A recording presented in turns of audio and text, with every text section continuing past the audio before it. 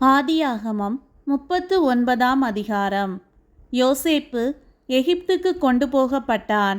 பார்வோனுடைய பிரதானியும் தலையாரிகளுக்கு அதிபதியுமாகிய போத்திபார் என்னும் எகிப்து தேசத்தான் அவனை அவ்விடத்திற்கு கொண்டு வந்த இஸ்மவேலரிடத்தில் விலைக்கு வாங்கினான்.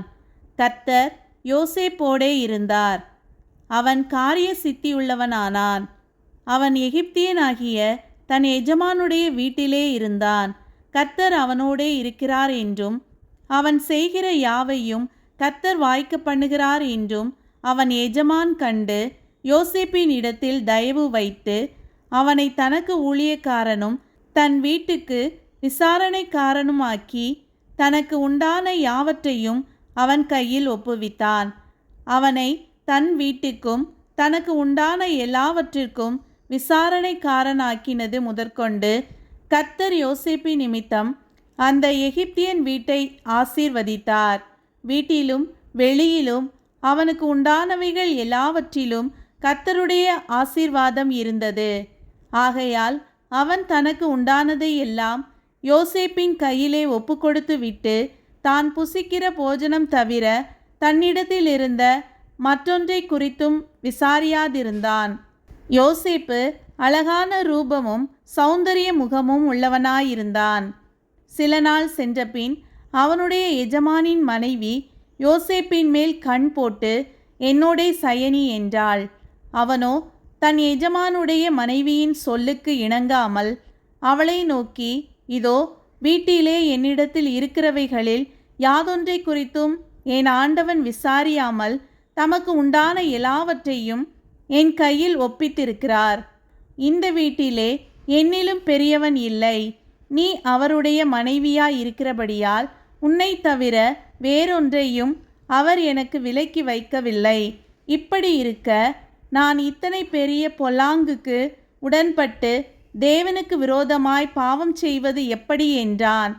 அவள் நித்தம் யோசேப்போடே இப்படி பேசிக்கொண்டு வந்தும் அவன் அவளுடனே சயனிக்கவும் அவளுடனே இருக்கவும் சம்மதிக்கவில்லை. இப்படி இருக்கும்போது ஒரு நாள் அவன் தன் வேலையை செய்கிறதற்கு வீட்டுக்குள் போனான். வீட்டு மனிதரில் ஒருவரும் வீட்டில் இல்லை. அப்பொழுது அவள் அவனுடைய வஸ்திரத்தை பற்றி பிடித்து என்னோடே சயனி என்றாள். அவனோ தன் வஸ்திரத்தை அவள் கையிலே விட்டு வெளியே ஓடிப்போனான். அவன் தன் வஸ்திரத்தை அவள் கையிலே விட்டு வெளியே ஓடிப்போனதை அவள் கண்டபோது அவள் தன் வீட்டு மனிதரை கூப்பிட்டு, பாருங்கள், எபிரேய மனுஷன் நம்மிடத்தில் சரசம் பண்ணும்படிக்கு அவனை நமக்குள் கொண்டு வந்தார். அவன் என்னோடே சயனிக்கும்படிக்கு என்னிடத்தில் வந்தான். நான் மிகுந்த சத்தமிட்டு கூப்பிட்டேன். நான் சத்தமிட்டு கூப்பிடுகிறதை அவன் கேட்டு தன் வஸ்திரத்தை என்னிடத்தில் விட்டு வெளியே ஓடிப்போய் விட்டான் என்று சொன்னாள். அவனுடைய எஜமான் வீட்டுக்கு வருமளவும் அவனுடைய வஸ்திரத்தை தன்னிடத்தில் வைத்திருந்து அவனை நோக்கி, நீர் நம்மிடத்தில் கொண்டு வந்த அந்த எபிரேய வேலைக்காரன் சரசம் பண்ணும்படிக்கு என்னிடத்தில் வந்தான். அப்பொழுது நான் சத்தமிட்டு கூப்பிட்டேன். அவன் தன் வஸ்திரத்தை என்னிடத்தில் விட்டு வெளியே ஓடி போனான் என்றாள். உம்முடைய வேலைக்காரன் எனக்கு இப்படி செய்தான் என்று தன் மனைவி தன்னோடே சொன்ன வார்த்தைகளை அவனுடைய எஜமான் கேட்டபோது அவனுக்கு கோபம் உண்டது. யோசேப்பின் எஜமான் அவனை பிடித்து ராஜாவின் கட்டளையால் காவலில் வைக்கப்பட்டவர்கள் இருக்கும் சிறைச்சாலையிலே அவனை ஒப்புவித்தான். அந்த சிறைச்சாலையில் அவன் இருந்தான். கர்த்தரோ யோசேப்போடே இருந்து அவன் மேல் கிருபை வைத்து சிறைச்சாலை தலைவனுடைய தயவு அவனுக்கு கிடைக்கும்படி செய்தார்.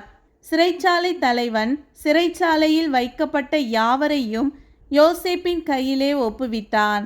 அங்கே அவர்கள் செய்வதெல்லாவற்றையும் யோசேப்பு செய்வித்தான்.